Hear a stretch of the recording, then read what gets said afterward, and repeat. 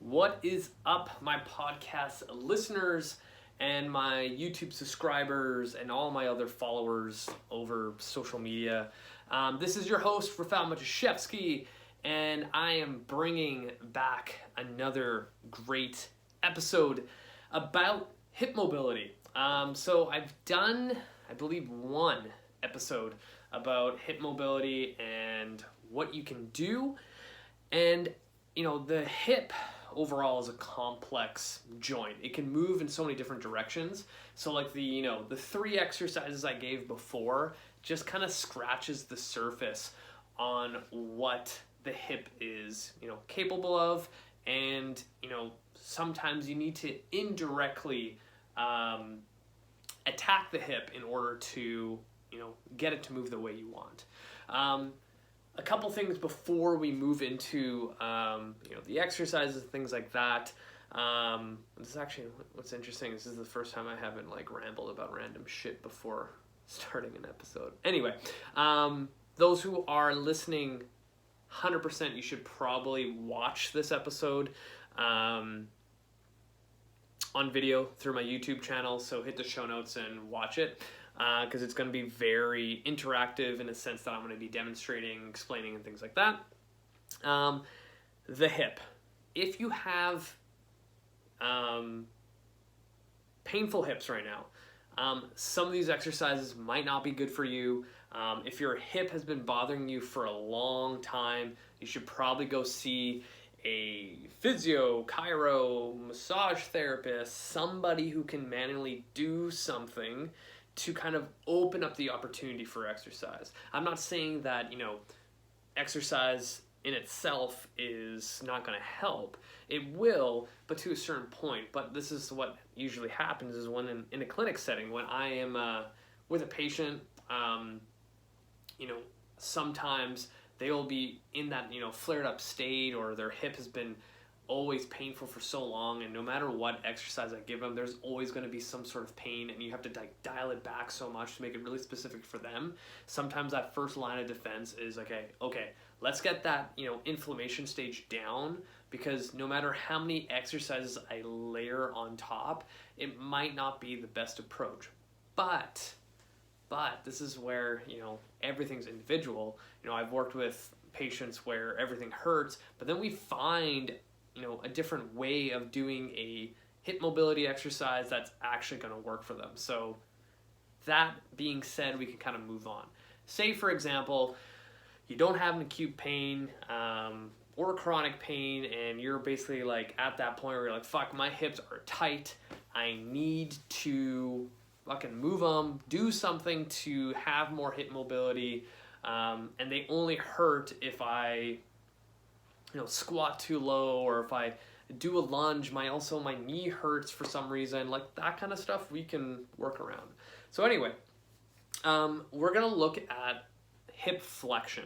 So hip flexion, if you can remember, is anytime I'm gonna move back, anytime I say take my right leg and drive my knee up, I'm flexing my hip, and that is hip flexion. A lot of times when I see a limit or a restriction in hip flexion, other things tend to compensate. And usually what happens when people don't have adequate hip flexion, the low back, especially the lumbar spine, kind of make up for it. And this is the thing about low back pain too. Probably 90% of the case, when people have low back pain or issues, it stems down from a restriction in hip mobility. Because if you look at the design of our hips, they're meant to be a mobile joint. If you look at the lumbar spine, it's designed to be a stable joint. And if you look at how much your lumbar spine can actually rotate to the right, it's 13 degrees. So now imagine your hips that don't move at all, now is asking your lumbar spine to do all the work when you're only working with 13 degrees. There's going to be a lot of compression and shear forces and rotational forces on that spine. And then again, my podcast is called Cut the Shit, Get Fit, but you can't get fit if you don't have fully functioning joints, right? And I've said this so many times on my podcast, like, you're excited to get started on your fitness journey and you start going to the gym, but then like your hip hurts, your fucking elbow hurts, and then you have to take some time off, and then you come back to the gym and then you re-injure it or flare it up again, and then you're like, fuck, it hurts, I have to take more time off, and it's that vicious cycle, and then a lot of people's motivations go down. So if it's something where if we can fix in quotations, how your joints function to allow you to do more days in the gym, will then get you out of pain and into the gym more consistently and, over a year span. Like if you took a whole year and say you have that weird elbow thing that flares up once in a while, and out of that year, you're missing, say, 3 months worth of training because you have to take time off, you're not getting it looked at, you're not doing the right rehab, you're not doing the right exercises meant for you, then that's 3 months lost where you could have, dropped a pound, 3 pounds, 5 pounds, who knows, right? So this is why I'm a huge advocate on, let's create a really good foundation, continue working on all the basics that we really need when it comes to being a human being and moving the way we should, and allowing us to have more opportunities, did I say that incorrectly? Opportunities in the gym to move our bodies. But anyway, we're going to talk about hip flexion. So if you did an audit of the general population, we sit way too fucking much, and we're stuck in hip flexion all the fucking time. So then our hip flexors become super tight. And when we do hip flexion stuff in the gym, outside, everyday life, whatever it is, those hips kind of get cranked on over and over and over again, and low back tends to hurt, or pinching feelings in the hip socket, things like that. So what is my first kind of plan of attack? So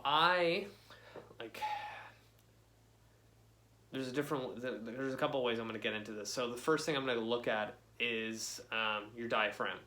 So this is where my passion for anatomy comes in, is that the moment you understand anatomy is when you can devise a pretty solid plan in order to get someone to move better, or finding a different way of doing things. So if you look at your hip flexor, your psoas major, it literally goes from the front of your hip, where the big bony area is, all the way, and I'm actually gonna move the camera so you can see what I mean.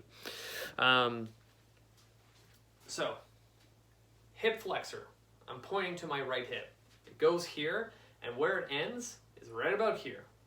So look at this giant ass muscle that connects literally right at the bottom of where your rib cage is and where your hip is. So we have this big strand of muscle that we need to kind of attack. And how we do this, if you look at anatomy, your diaphragm kind of sits right over here, right? Right around where my shirt says get fit. Underneath is where the psoas major connects and kind of interweaves fascially and with 2 ligaments, or I think it was 2 tendons, right around T10, T9, T11.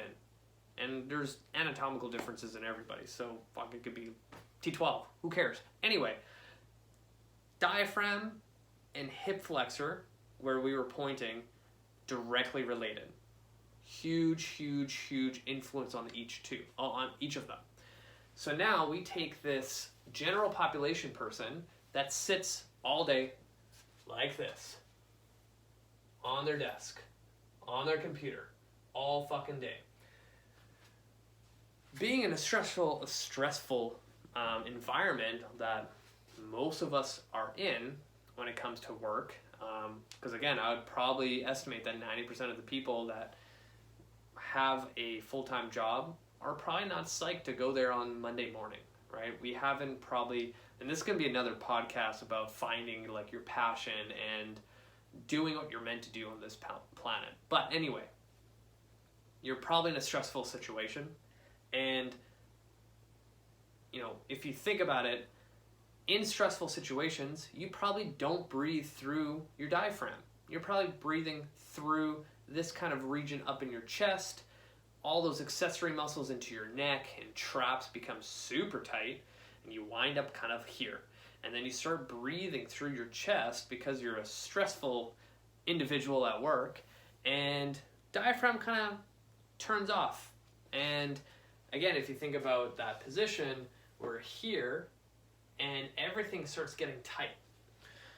So we have now fascial lines, the tendons and ligaments surrounding our diaphragm and what's it called, our hip flexor, getting a little bit tighter.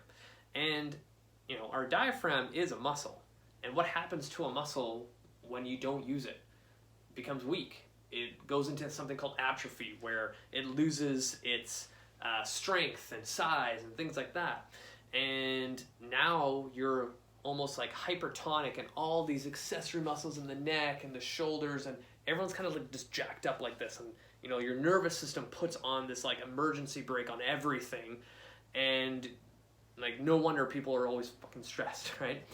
So my first line of attack of improving hip flexion is focusing on this diaphragm, because it's connected, right? And this kind of goes into this whole theory of bioflow, where we're not just one muscle does this motion, you have to focus on that muscle. Like me doing a bicep curl is primarily my bicep, but what about like from my wrist all the way to my elbow? Like, don't you think those muscles have some sort of role doing this motion? Don't you think the muscles in my hand have some sort of role squeezing the dumbbell? Don't you think like the front of my shoulder right in here has some sort of role into doing this motion? Don't you think all the muscles back here, my rotator cuff, have some sort of influence on that motion? Like, people need to start thinking that we are one muscle working together to produce movement, right? That's huge. Huge, huge, huge, huge to start thinking that way. So, with the diaphragm, we need to reteach how to breathe.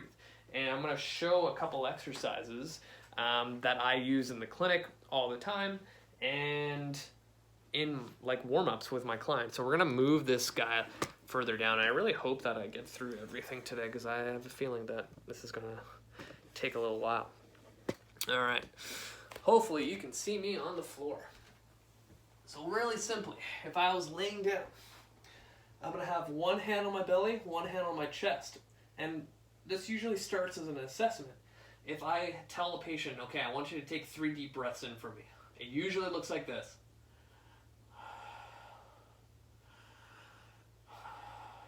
Like one, it sounds like a labored breath, and I'm like, holy shit, that's how you breathe.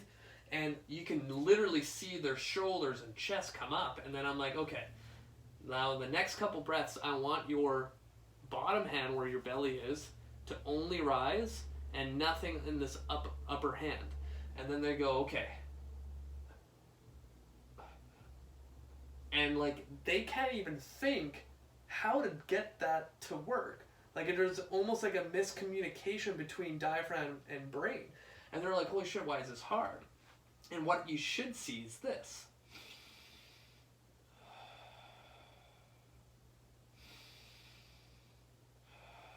So every time I take a deep breath in, I have this big, big, big, big belly. And now what happens is when I start learning how to breathe through that diaphragm nice and slow, a lot of good things happen. Let me explain what we're doing. Number one, if you look at anatomy again, your vagus nerve that goes literally from your brain down straight through your diaphragm. When the diaphragm expands and contracts back and forth, it stimulates that vagus nerve. The vagus nerve is responsible for de-stressing your body naturally, right? So that's why in yoga, they're like, breathe. Now breathe some more. Now breathe even more, right? When we take the time to focus on utilizing our breath the way it's designed to through our diaphragm, good things tend to happen.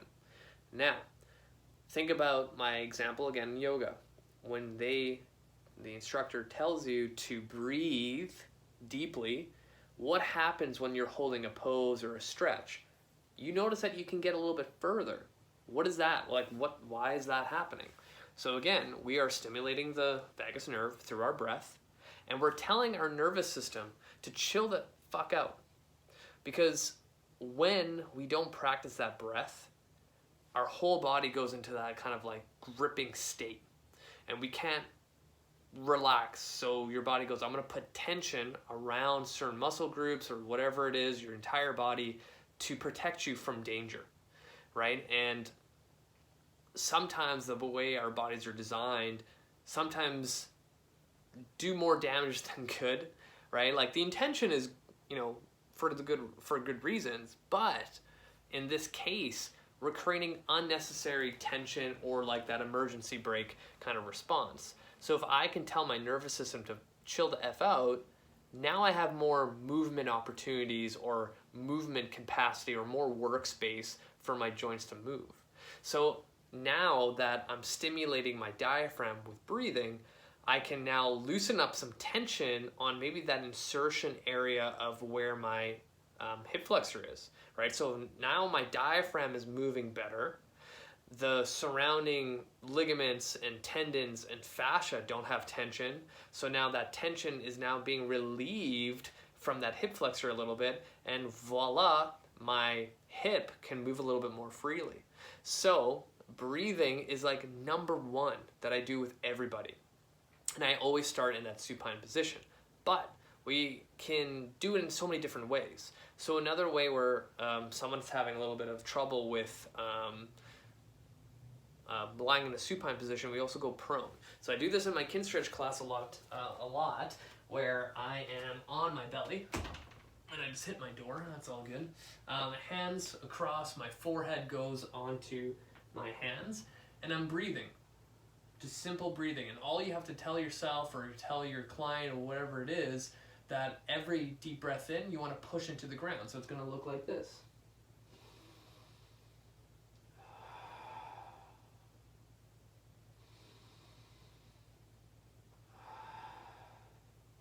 So I don't know if you guys could see, but every inhale that I had, my whole body almost came off the floor, right? So you want to think of being able to lift yourself off the ground when it comes to breathing. And being in that position, an extended position, is also going to help indirectly with hip flexion capabilities. So if you think about it, when we sit all fucking day, our spine is in flexion. And a lot of low back people are flexion intolerant because of it. So now if I put your spine into extension, where we have an opportunity to let the discs kind of, not float back, but kind of go back to a more centrated position within the vertebrae, now we have less pressure of like a bulging disc pushing onto nerve endings, causing pain.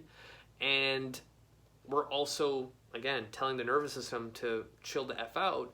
So then we have less tension in that low back and hip region, which again will allow you to move more freely and effectively with your hips, right? So it stems and kind of has a global effect on so many other things, right? We're talking about hip flexion, but hip flexion, if you improve it, other things will improve as well.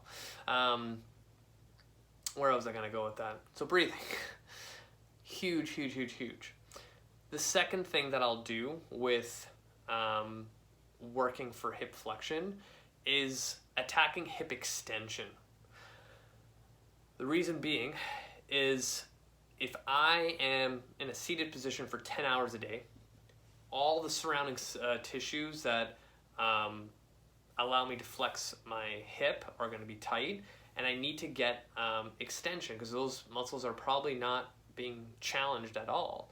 And one of my favorite ways is doing pails and rails. So again, if you never heard that term, Pails and rails means progressive angular isometric loading, and then rails is the opposite, where it's regressive angular isometric loading, meaning we're creating a isometric load into the surrounding tissues of the joint. So if I can influence force into these tissues, I can influence at a cellular level to allow the muscle cells to adapt to be more pliable, or mold them to be more, I guess, smart in a sense, right? To give you more active range of motion that, you know, you created actively and not passively. So I think I brought this up before on my show, and one of my favorite ways to get hip extension is going into almost like a runner stretch into this position. And I like to use a yoga block for my wrists here. So what we'll do in this position is hold it for 2 minutes. After the 2 minutes, we're going to do our pails contraction. The way we're going to do this is driving our heel towards our bum. And this kind of shifts the knee joint so it's a little bit flatter to the floor. If this hurts, you need to put some padding and things like that underneath.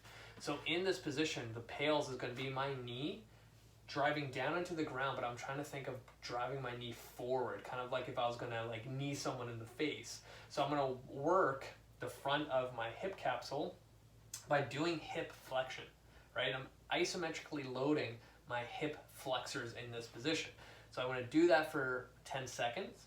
After the 10 seconds are done, you're going to notice that you'll be able to get further into hip extension. And then our rails is going to be thinking of taking this heel and driving it up towards the ceiling. And you want to literally think of lifting your knee off the ground. So to do that, I'm going to squeeze my ass as hard as possible to lift up towards the ceiling. So now I'm getting all my hip extenders challenged, and I'm creating an isometric contraction on the opposite side of the hip. This is going to change a lot when it comes to tissue quality and tissue tension. I use that a lot in my kin stretch workouts and classes I teach every week, and it does wonders, just wonders. Because like, think about the amount of hours an average person, like I sit a lot because I'm always working on my laptop, and my hip flexors are fucking tight, like tight. And you know, doing hip extension stuff is indirectly going to influence getting more hip flexion. Because an example of that is, and I'm going to have to make this a little bit higher to show you the example. So if I was standing from a side view, if I'm trying to drive my knee up into hip flexion, you know, one of the issues is going to be having adequate active range of motion through this hip, but it's also the opposite hip as well that's supporting me. Like if all of this stuff on this opposite side of the hip is tight too, then this hip is not going to be able to get into enough hip flexion. What's going to happen is as I drive up, this will happen. And now this compensation pattern of my low back going into more flexion to give me more hip flexion, and then this other leg that's the left knee is bent, I'll end up looking like this, right? So attacking the other hip by doing that pails and rails for hip extension will help tremendously, right? So it's not just like just the one hip that we're focusing on, it's going to be two at the same time, because it's like brother and sister, like they yin and yang, like they have to kind of work together simultaneously and not, you know, what's that called? There's a fly in my face. You can't focus just on one, you need to focus on the other. And if one has more mobility than the other one is going to try to compensate with other weird patterns. So the other way to improve mobility in the hips when it comes to hip flexion is also strengthening up the hip flexors, right? So when hip flexors are tight, they're not going to have a lot of power to them, right? So one of the ways that I like to strengthen hip flexors, and I'm actually going to show two different ways. Where's my band? is actually like a band resisted hip flexion, almost like a dead bug. And even those people who do dead bugs, they'll find a lot of times that, you know, their hip will start clicking, or they just feel it in their hip flexors, and it's like we also need to strengthen up those tight hip flexors. So an easy way to do that is, you know, mini band around the feet, and then from this position, I like to also take my hands and push them into the ground, and from here I'm going to kick my left leg out straight to work hip extension, and at the same time I'm driving this knee up towards my face, holding it isometrically for about 10 seconds, come back, and then the same thing on the other side, holding for 10 seconds. So that is going to strengthen up those hip flexors quite a bit, and also kind of create this like active component of an isometric contraction, which again, will have more of a global effect, right? The more tension I can create, kind of like the pails and rails in an isometric contraction, the more I'm going to influence at a tissue level and a cellular level. And the other one that I really enjoy that people fucking hate in my class is a active range liftoff in hip extension and hip flexion. So how that's going to work, you're going to need a dowel, and again, think of a little like foam pad, and I'm going to be in a half kneel just to protect my knee. This tends to work a little bit better when the dowel is on the same side of the leg that's working. So if you look from a side view, I'm in hip extension, and I can work this hip, my hip flexor, by tilting and squeezing my bum and driving the toe into the ground. But that's kind of like a secondary focus, because we're going to be focusing on this right leg, its ability to actively perform hip flexion. And this is kind of just like a bonus. And remember what I said earlier, like we need to focus on hip extension on the opposite side in order to have adequate hip flexion. So what I like to do here is, as I tell people in my Kinstretch class to drive this knee up as high as possible, they want to think of driving this opposite left hip forward in order to not cheat, and then this opposite hand into a fist, and this dowel pushing into the ground. So when I tell people to lift, it's like lift this knee as high as fucking possible towards the ceiling without this happening. So I'm pushing my hip forward, I'm holding, and relaxing. So again, similar to the like dead bug banded thing that I did, it's kind of the same thing, but more so in an active way where, you know, it resembles what you would do something more athletic. Because if you think of like, say, sprinting, right? One hip complements the other in order to produce force going forward. I don't know why I was trying to say propulsion, something like that. Anyway, driving up, back down, driving up, back down. And that's where like the magic's going to kind of happen when it comes to creating a plan of exercises to improve hip flexion, right? I know this was like a heavy episode on like anatomy and everything like that, but if you're noticing that your lunges and squats don't feel right, there's most likely a high chance that you need more hip flexion and extension. And all these exercises that focus on hip extension are indirectly going to focus on extension at the same time. And I think this is where a lot of people don't focus enough time, because they're doing like hip mobility exercises like hip cars or a glute stretch, and they're like, yep, that's good, right? But that's similar to like if I only focused on bench press in the gym. Like there's going to be an imbalance, and I put that in quotations, right? We need to focus on the opposite movement, right? Your hip can do flexion, extension, abduction, adduction, circumduction, like all those things. So we need to focus on all those different movement pathways. If we focus more on one than the other, then we're lacking, right? Remember, the hip is a complex joint, and we need to address it a little bit more directly. So if you have any questions, because this was a jam-packed episode of information, feel free to reach out. If you have hip pain with any of these, highly recommend that you go see a practitioner. If you have a question specifically of one exercise, why it's better than the other, why didn't I use this exercise instead, like hit me up, let me know. Hit the show notes, watch this episode if you are listening, subscribe to my YouTube channel. We're at like 320 subscribers. That's freaking awesome. Let's get to 400. Share this YouTube channel. I've been putting out so much new content. My book is almost ready. I'm just trying to figure out when I'm going to release it. It might not be summer. It might be in the fall, but it really depends on a few things. Add me on Facebook. Add me on Instagram. You guys are amazing. Until next time.